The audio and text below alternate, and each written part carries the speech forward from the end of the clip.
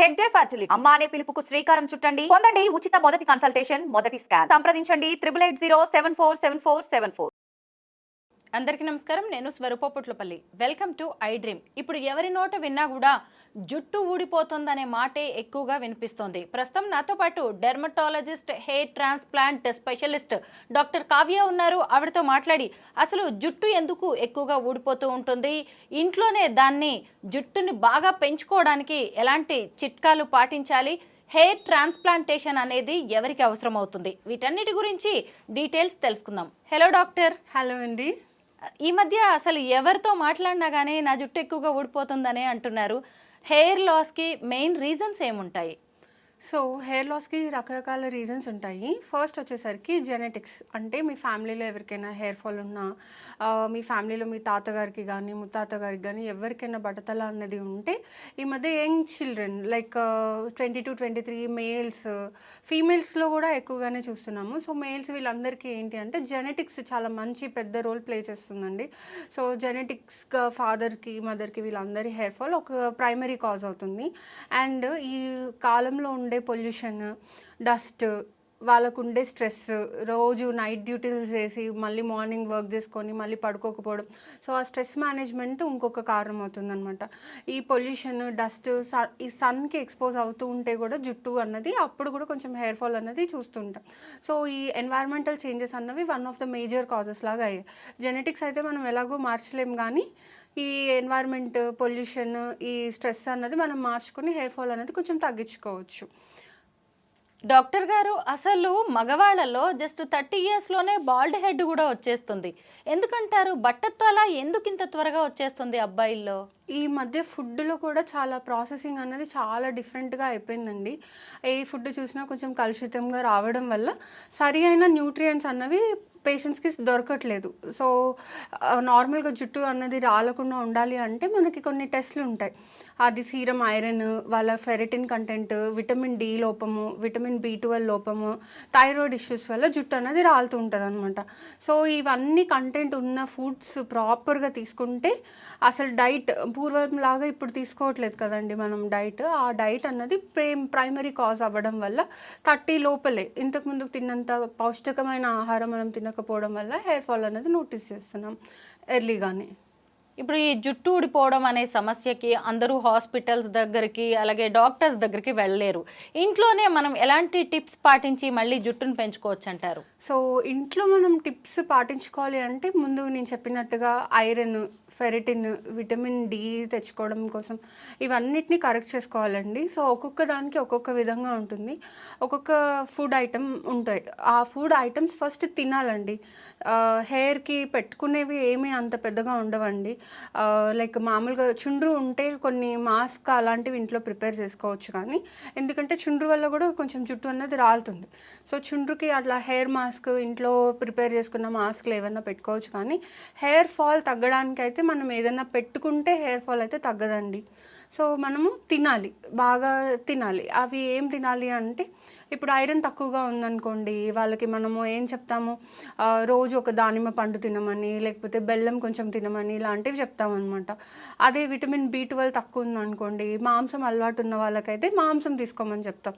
రోజు రోజు కూడా అక్కర్లేదు, నెలలో 4 మటన్ ముక్కలు తిన్నా చాలండి వాళ్ళకి కావాల్సిన అవసరమైనంత B12 అన్నది రీచ్ అవుతుంది. సో కరెక్ట్గా ప్రపోర్షనేట్గా తీసుకోవాలి. విటమిన్ డి ఆల్మోస్ట్ ఇండియన్స్లో మనం ఎంతమందికి చూసుకున్నా కానీ ఆల్మోస్ట్ గ్రేటర్ దెన్ 50% వాళ్ళందరికీ విటమిన్ డి లోపం ఉంటుందండి. హెయిర్ ఫాల్ ఉన్న ప్రతి ఒక్కరికి పేషెంట్స్ వస్తూ ఉంటారు కదా, వచ్చిన ప్రతి వాళ్ళలో చూసేది ఏంటి అంటే విటమిన్ డి ఖచ్చితంగా తక్కువ ఉంటుందన్నమాట. సో ఎవరు ఈ మధ్య ఎర్లీగా లేవడం లేదు. అంటే స్కూల్ వయసులో కొంచెం ఫాస్ట్గా వెళ్ళిపోవడం, కానీ దాని తర్వాత నుంచి కొంచెం లేజీ లైఫ్ అవ్వడం వల్ల సో విటమిన్ డి అన్నది కూడా కొంచెం ప్రాపర్గా దొరకట్లేదు. ఎవరికి చూసినా కానీ మోకాలు నొప్పులు, హెయిర్ ఫాల్తో పాటు ఇవన్నీ. సో విటమిన్ డి కొంచెం ఆ లెవెల్స్ మెయింటైన్ చేయాల్సి ఉంటుందన్నమాట. సన్ ఎక్స్పోజర్ ఇవి ప్రాపర్గా ఉండాలి. హెయిర్ ఫాల్కి ఈ డాండ్రఫ్ అనేది కూడా ఒక మెయిన్ రీజన్. అవునండి. ఎందుకంటే హెయిర్ ఫాల్ మెయింటెనెన్స్ పైన డిపెండ్ అయి ఉంటుంది. డాండ్రఫ్ ఉన్నప్పుడు తలకి దురదొస్తుంది. దురదొచ్చినప్పుడు మనము చాలా రిపీటెడ్‌గా హ్యాండిల్ తీసుకెళ్ళి తలలో పెడతాము. అలా పెట్టడం వల్ల ట్రామా కాజ్ చేస్తదనమాట అది. అదొక చిన్న ఇంజ్యూరీ కాజ్ చేస్తూ అలా అలా ఒక కారణం అవుతుంది. అండ్ గ్రోత్ ఒకటి ప్రాపర్‌గా ఉండదు. సో, ఇప్పుడు తలకి డాండ్రఫ్ ఉన్న వాళ్ళకి ఇప్పుడు మనం నార్మల్‌గా రాసుకునే ఆయిల్స్ ఇట్లాంటివి రాస్తే ఇంకా ఎక్కువ డాండ్రఫ్ అన్నది పెరిగిపోతుందనమాట. సో, అలా గూడా ఇంకొక కాజ్ అవుతుంది హెయిర్ ఫాల్‌కి. సో, మనం నార్మల్‌గా ఏం చేస్తాము డాండ్రఫ్ హెయిర్‌కి ఆయిల్ పెట్టుకుంటామా రోజు మన యాన్సిస్టర్స్ నుంచి పెట్టుకొని వస్తున్నారు. అదంతా మాయిశ్చరైజింగ్ కంటెంట్ లాగా రీచ్ అవుతుంది కదా హెయిర్‌కి. అలా డాండ్రఫ్ ఉన్న వాళ్ళు చేస్తే ఏమవుతుందంటే వాళ్ళకి ఇంకా డాండ్రఫ్ పెరుగుతుంది. ఇంకా ఇచ్చింగ్ టెండెన్సీ పెరుగుతుంది. ఇంకా హెయిర్ ఫాల్ అవుతుందనమాట. సో, అలా చూసుకొని ఇంట్లో ఎవరు ఏది చేసుకోవాలి అన్నట్టుగా హోమ్ రెమెడీస్ ప్రాపర్‌గా ఫాలో అవుతే బావుంటుంది. హెయిర్ ఫాల్‌ని ఆపడానికి మీ దగ్గర ఎలాంటి ట్రీట్మెంట్స్ ఉంటాయి? ముఖ్యంగా హెయిర్ పెరగడానికి ఎలాంటి ట్రీట్మెంట్స్ ఉంటాయి? అలాగే డాండ్రఫ్ కంట్రోల్‌కి ఎలాంటి ట్రీట్మెంట్స్ ఉన్నాయి మీ హాస్పిటల్స్‌లో? సో, హెయిర్ ఫాల్ ఆపడానికి ఇందాక చెప్పినట్టుగానే ఫస్ట్ ఎవరైనా రాగానే ఫస్ట్ బ్లడ్ టెస్ట్ అన్నది చేపించుకోవాలండి. బ్లడ్ టెస్ట్ చూసి వాళ్ళకి ఏ న్యూట్రిషనల్ డెఫిషియన్సీ ఉంటే ఆ డెఫిషియన్సీని కరెక్ట్ చేస్తాము. అది కరెక్ట్ చేసిన తర్వాత ఒక 3 మంత్స్ టు 6 మంత్స్ అవి కరెక్ట్ చేసిన తర్వాత కూడా వాళ్ళకి అది హెయిర్ ఫాల్ అన్నది కంట్రోల్ కాకపోతే అప్పుడు మనం ట్రీట్మెంట్స్‌కి అన్నది వెళ్ళాల్సి ఉంటుంది. సో, డాండ్రఫ్‌కి పెద్ద ట్రీట్మెంట్స్ ఏమీ అవసరం లేదండి. నార్మల్ షాంపూలతోటి కంట్రోల్‌లోకి వచ్చేస్తుంది. డాండ్రఫ్‌కి మించి ఉంటుందండి స్కాల్ప్ సోరియాసిస్ అని. అదా లేకపోతే డాండ్రఫేనా అన్నది ఒకసారి డెర్మటాలజిస్ట్‌కే చూపించుకొని చెక్ చేపించుకోవాల్సి ఉంటుందనమాట. సో, అంతే అండి. ఒకవేళ వచ్చిన వాళ్ళకి ఫస్ట్ మెడికేషన్ పెడతాము. మెడికేషన్ గనుక పని చేయలేదు అంటే అప్పుడు మనము ప్రొసీజర్స్ అని ఉంటాయి. ఆ ప్రొసీజర్స్ అన్నవి చేస్తాము పేషెంట్‌కి. చాలా చిన్న ఏజ్‌లోనే ఎక్కువ మందికి ఇప్పుడు గ్రే హెయిర్ వచ్చేస్తుంది. తెల్ల వెంట్రుకలు. ఈ తెల్ల వెంట్రుకలు రావడాన్ని ఎలా ఆపాలి? ఏదైనా స్పెషల్ ట్రీట్మెంట్స్ ఉంటాయా దీనికి? తెల్ల వెంట్రుకకి స్పెషల్ ట్రీట్మెంట్స్ ఏమి ఉండవండి. ఏజింగ్ అన్నది క్వైట్ నార్మల్ ప్రాసెస్ అనమాట. సో, 30 ఇయర్స్ బిలో ఉన్న వాళ్ళకి మాత్రమే గ్రేయింగ్ ఆఫ్ హెయిర్‌కి రివర్స్ చేసుకోవడానికి ట్రీట్మెంట్ అన్నది ఇస్తాము. ఇది మళ్ళీ న్యూట్రిషనల్ డెఫిషియన్సీ అండి గ్రేయింగ్ అన్నది. మళ్ళీ బ్లడ్ టెస్ట్, బ్లడ్ వర్కప్ మొత్తం చేపిస్తాము. చేపిచ్చాక అందులో ఏ డెఫిషియన్సీ ఉంటే వాటిని కరెక్ట్ చేసి వీటికి కొన్ని సీరమ్స్ లాంటివి ఉంటాయన్నమాట. ఆ సీరమ్స్ లాంటివి ఇస్తాం.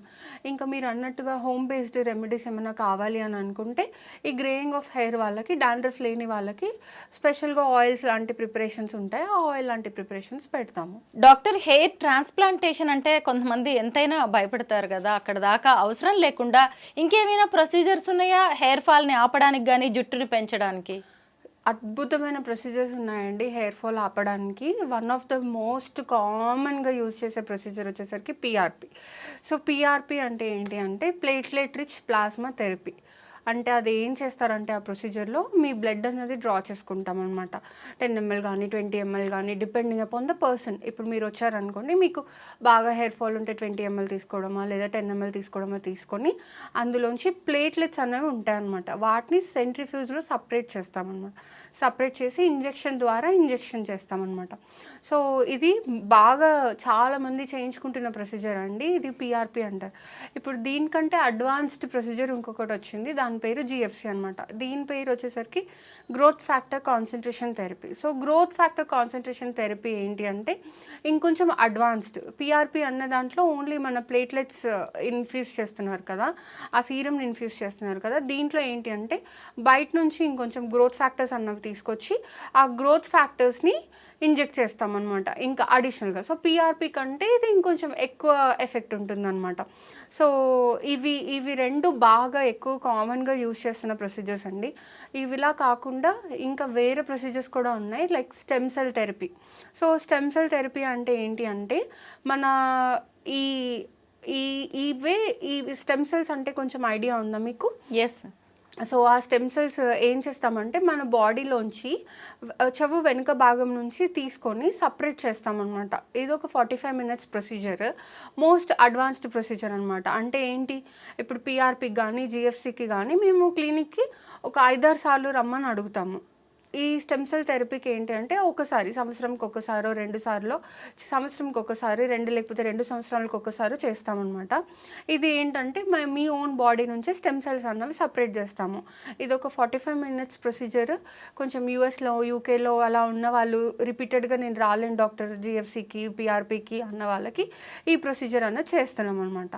సో ఇవి మన ఓన్ బాడీ నుంచి చేసుకునేవి. ఇవి కాకుండా అవుట్ సైడ్ నుంచి చేసుకునే ప్రొసీజర్స్ కూడా ఉంటాయన్నమాట. అవుట్ సైడ్ నుంచి చేసుకునే ప్రొసీజర్స్ వచ్చేసరికి ఏంటి అంటే ఇదేంటి ఎల్ఈడి లైట్ థెరపీ అంటే లేజర్ లైట్ థెరపీ అనమాట. ఈ లేజర్ లైట్ థెరపీ అంటే ఏంటి అంటే ఇప్పుడు మనకి నార్మల్గా వెంట్రుకలు తగ్గడం కోసం బాడీ హెయిర్ రిడక్షన్ అన్నది ఒకటి చేస్తాం కదా, అలాగే హెయిర్ పెరగడం కోసం కూడా ఒక వేవ్ లెంత్ లైట్ అన్నది యూజ్ అవుతుంది అనమాట. సో ఈ లేజర్ లైట్ వల్ల హెయిర్ గ్రోత్ దగ్గర స్టిమ్యులేషన్ జరుగుతుంది అనమాట. అలా హెయిర్ అన్నది పెరుగుతుంది. సో లేజర్ థెరపీస్ ఇంకా అవుట్ సైడ్ నుంచి కూడా స్టిమ్యులేషన్ థెరపీస్ వచ్చాయి. లైక్ థ్రెడ్స్ బాగా లావుగా ఉన్న వాళ్ళకైతే ఇంకా ఏం చేస్తామంటే లైపోసక్షన్ లాంటిది కొంచెం చేసి అందులోంచి ఫ్యాట్ ఏదైతే ఉంటుందో ఆ ఫ్యాట్ని సపరేట్ చేస్తాం. ఆ ఫ్యాట్ని సపరేట్ చేసి అవి కూడా ఇంజెక్షన్స్ లాగా ఇస్తామన్నమాట. దీన్ని స్ట్రోమల్ వాస్కులర్ ఫ్రాక్షన్ థెరపీ అంటారు. సో ఇలా పలు రకాలైన అడ్వాన్స్డ్ పేషెంట్ని బట్టి మనం చూస్ చేసుకోవచ్చు. ఏ ప్రొసీజర్స్ చేసుకోవచ్చు, ఎలా చేసుకోవచ్చు అన్నది చూసుకొని చేసుకోవచ్చు. ఏది చేసుకున్నా కానీ బాగా తినాలండి. బాగా తినకపోతే టైంకి ఫ్రూట్స్, టైంకి ఫుడ్ ఇవన్నీ తీసుకొని స్ట్రెస్ తగ్గించుకుంటేనే ఈ ప్రొసీజర్స్ అన్నీ కూడా మనం చేసుకోవడానికి వీలవుతుంది. డాక్టర్ సైడ్ ఎఫెక్ట్స్ ఏమన్నా ఉంటాయా ఈ ట్రీట్మెంట్స్ తీసుకుంటున్నప్పుడు? డర్మటాలజిస్ట్ చేసే ప్రొసీజర్స్లో వేట్లలో సైడ్ ఎఫెక్ట్స్ అన్నవి ఉండవండి. మేము మా నార్మ్స్ గైడ్లైన్స్ ఎలా క్రియేట్ చేస్తామంటే there are no side effects for what we do. So ఈ ప్రొసీజర్స్లో అయితే there are no side effects అండి. ఒకటి అంటే ఇంజెక్షన్ చేసినప్పుడు కొంచెం పెయిన్ భరించలేని వాళ్ళకి అది కూడా లోకల్ అనెస్థీషియా స్ప్రేయింగ్ కానీ లేకపోతే క్రీమ్ పెట్టడం లాంటివి చేస్తాము. సో ప్రొసీజర్స్ అన్నీ కూడా అబ్సల్యూట్లీ పెయిన్లెస్గా ఉంటుందండి. సో సైడ్ ఎఫెక్ట్స్ లాంటివి అయితే డర్మటాలజిస్ట్ని అడగవద్దు, ఎందుకంటే మేము చేసేదే హెయిర్ కాస్మెటిక్గా కాబట్టి. సో అలా పెయిన్ భరించి చేసేలాగా ఏ ప్రొసీజర్ కూడా మేము చేయము. లాంగ్ రన్లో ఉంటాయా? సిట్టింగ్స్ ఉంటాయి కదా వీటన్నిటికీ? సిట్టింగ్స్ ఉంటాయండి. ఇదే చెప్పాము కదా, ఏ ట్రీట్మెంట్ కూడా సంవత్సరాలు తరబడి ఇవ్వము. వన్స్ మేము కరెక్ట్ చేశాక మీ డైట్ మోడిఫికేషన్, మీ stress level of management and మీ బ్లడ్ పారామీటర్స్ మీరు ప్రాపర్గా మెయింటైన్ చేస్తే రిజల్ట్స్ అన్నవి డెఫినెట్గా లాస్ట్ అవుతాయండి. డాక్టర్, ఇప్పుడు చాలా చోట్ల సెలూన్స్ కావచ్చు, పార్లర్స్లో హెయిర్ బ్లాక్ చేయడానికి లేదంటే హెయిర్ డైస్ కూడా వేస్తున్నారు కదా, ఇది కరెక్టేనా, మంచిదేనా? అసలు హెయిర్ డై వల్ల చాలా స్కిన్ కండిషన్స్ వస్తాయండి. అందులో మోస్ట్ కామన్ కండిషన్ వచ్చేసరికి లైకెన్ ప్లానస్ పిగ్మెంటోసిస్. ఇది అసలు హెయిర్ గురించి మాట్లాడుతున్నారు కాబట్టి చెప్తున్నాను. ఈ కండిషన్ ఒక్కసారి పేషెంట్కి వస్తే ట్రీట్ చేయడం చాలా కష్టమవుతుందండి. అసలు మార్కెట్లో దొరికే డైస్ అన్నీ అలా ఏది పడితే అది అస్సలు వాడకూడదండి. ఒకవేళ మీకు డై వేసుకునే ఇంట్రెస్ట్ ఉంటే, as we all are ageing, dye వేసుకునే ఇంట్రెస్ట్ ఉంటే స్పెసిఫికల్లీ డర్మటాలజిస్ట్ రికమెండ్ చేసిన డైస్ మాత్రమే వాడండి. బికాస్ చాలామందికి ఇప్పుడు నేను 10 మెంబర్స్ డైస్ వేసుకుంటుంటే చూస్తుంటే అందులో ఒక్కరైనా ఖచ్చితంగా ఎఫెక్ట్ అవుతున్నారు. సో డై అన్నది కొంచెం ప్రిఫరబుల్లీ చూసి కొనుక్కోండి. మరి కలరింగ్ అనేది బ్లాక్ అవ్వడానికి గ్రే హెయిర్ ఉన్న వాళ్ళు కలరింగ్ కూడా చేయించుకుంటున్నారు.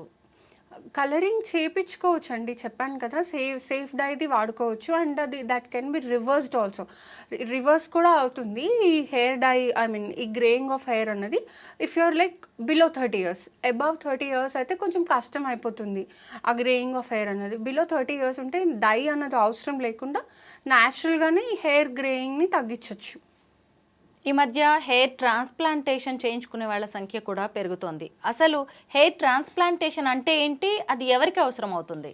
So hair transplantation is a procedure అండి. ఇది 4 to 6 అవర్స్ ప్రొసీజర్ అనమాట. డే కేర్‌గానే జరుగుతుంది. హెయిర్ ట్రాన్స్‌ప్లాంట్ అనేది ఒక పెద్ద ప్రొసీజర్ ఏమీ కాదు. నార్మల్ లోకల్ అనెస్థీషియాలోనే చేస్తాము.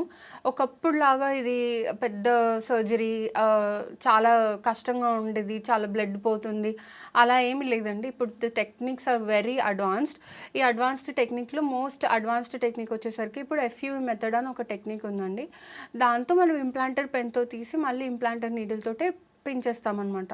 So this is a very advanced technique. ఒక 4 to 6 అవర్స్‌లో ప్రొసీజర్ అయిపోతుంది కాబట్టి అండ్ కన్వీనియన్స్ ఎక్కువ పెరిగిపోయింది కాబట్టి now more people are opting for hair transplantation and the procedure is also like very safe. And early balding ఇందాక మీరు అన్నట్టు 30 ఇయర్స్ వాళ్ళందరికీ చూసేస్తున్నాం కాబట్టి సో ఈ మధ్య కొంచెం ఎక్కువ మంది చేయించేసుకుంటున్నారండి because it is a very easy procedure. అంటే అక్కడ ఇంప్లాంట్ చేసే హెయిర్ న్యాచురలేనా లేదంటే అది ఆర్టిఫిషియల్ హెయిర్ ఉంటుందా? న్యాచురల్ హెయిరే అండి. మనం న్యాచురల్ హెయిరే వెనుక భాగం నుంచి తీసుకొని మనం ముందుకి ట్రాన్స్‌ప్లాంట్ చేస్తామన్నమాట. So the hair is completely natural. అసలు మంచి ట్రాన్స్‌ప్లాంట్ సర్జన్ దగ్గరికెళ్తే అది అన్‌న్యాచురల్‌గానే అనిపించదండి. అసలు కొంచెం కూడా డిఫరెన్స్ అనేది తెలీదు. అసలు చాలా బాగుంటాయి రిజల్ట్స్ కూడా. హెయిర్ ట్రాన్స్ప్లాంటేషన్ ఎక్కువగా మగవాళ్ళు చేయించుకుంటున్న వాళ్ళే కనిపిస్తున్నారు. లేడీస్కి కూడా చేయొచ్చా? అవసరం పడుతుందా? లేడీస్ కూడా చేపించుకుంటున్నారండి. కానీ ఎక్కువ వాళ్ళు చేపించుకుంటున్నారు. ఇప్పుడు 10 ట్రాన్స్‌ప్లాంట్‌లు మా క్లినిక్‌లో అబ్బాయిలకు అవుతుంటే, ఒక ట్రాన్స్‌ప్లాంట్ అమ్మాయికి అవుతుంది. ఎందుకంటే అమ్మాయిలు గుండు కొట్టించుకోవడానికి అంత ప్రిఫర్ చేయరు కాబట్టి సో వాళ్ళకి నో షేవ్ మెథడ్ అని ఉంటుందండి. అంటే మేము వాళ్ళకి ట్రాన్స్‌ప్లాంట్ చేసేటప్పుడు వాళ్ళకి గుండు కొట్టకుండా ఆ మధ్యలోనే ఇప్పుడు హెయిర్ టాప్ భాగంలో పోయిందనుకోండి, ఆ టాప్‌లోనే మనము షేవ్ అన్నది చేయకుండా వెనక నుంచి తీసి ముందుకి ట్రాన్స్‌ప్లాంట్ చేస్తున్నామనమాట. సో ఈ మధ్య కొంచెం అమ్మాయిలు కూడా ట్రాన్స్‌ప్లాంట్ చేపించుకుంటున్నారండి. ఇంకా కొంచెం అందరికీ తెలుస్తూ ఉంటే ఫీమేల్స్ కూడా ప్రిఫర్ చేస్తారు. అంటే అలా షేవ్ లేదు, అలా గుండు లాంటిది ఏమీ లేదండి పర్వాలేదు అని అనుకుంటే ఇంకా ఫీమేల్స్ కూడా ప్రిఫర్ చేపించి ట్రాన్స్‌ప్లాంట్ చేపించుకుంటారు. న్యాచురల్ హెయిరే కదా? న్యాచురల్ హెయిర్ అండి. Completely natural hair and within 6 months you will find the results. చాలా అద్భుతమైన రిజల్ట్స్ చూపిస్తుంది ట్రాన్స్‌ప్లాంట్ అనేది. అంటే ఇలా లాంగ్ కూడా పెరుగుతుందా హెయిర్ తర్వాత? అంత కంప్లీట్‌లీ నార్మల్ ఉంటదండి. దాన్ని మీరు హెయిర్ కట్ చేసుకోవచ్చు. హెయిర్ ఇంకా అబ్సల్యూట్‌లీ నార్మల్ అండి. ఇంతకు ముందుకు మిగతా హెయిర్ అంతా ఎలా ఉంటుందో అలాగే. ట్రాన్స్‌ప్లాంట్ చేపించుకున్నాక కూడా గుండు కొట్టించుకోవచ్చు. ఇంకా అదంతా నార్మలే అండి. ఏమి పెద్ద డిఫరెన్స్ ఏమీ కనిపించదు.